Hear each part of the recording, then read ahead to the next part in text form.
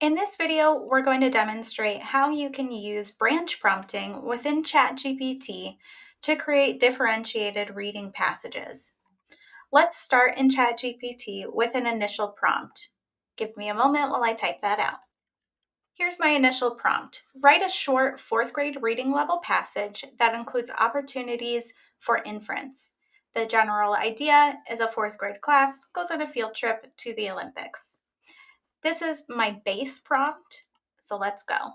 Giving it a moment to generate here, let's think about how we might want to personalize this through our chat before we branch this any further.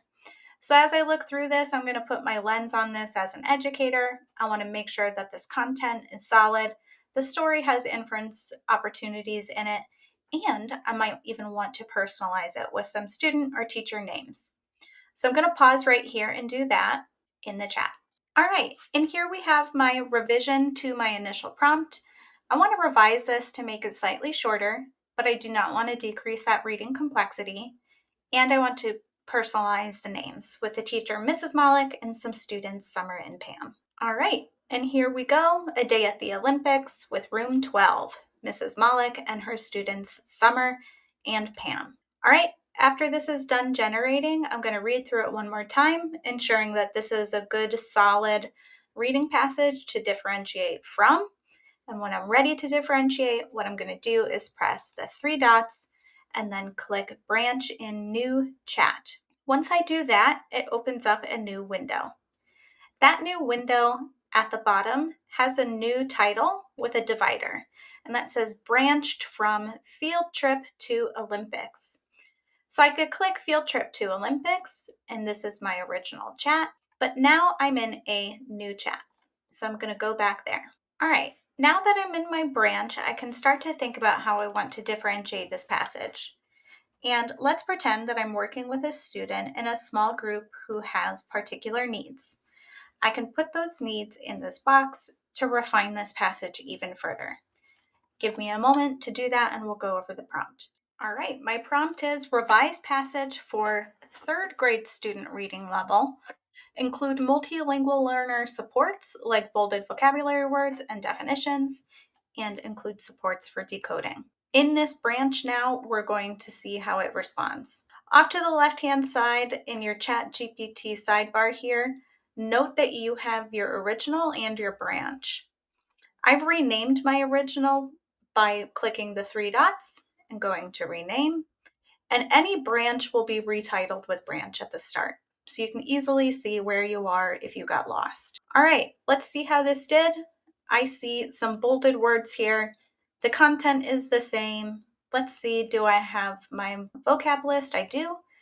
And I even have some decoding tips. That's great for me as an educator in that small group station to really be modeling this for my students. All right, let's see if we can branch our original prompt now that we've differentiated one way.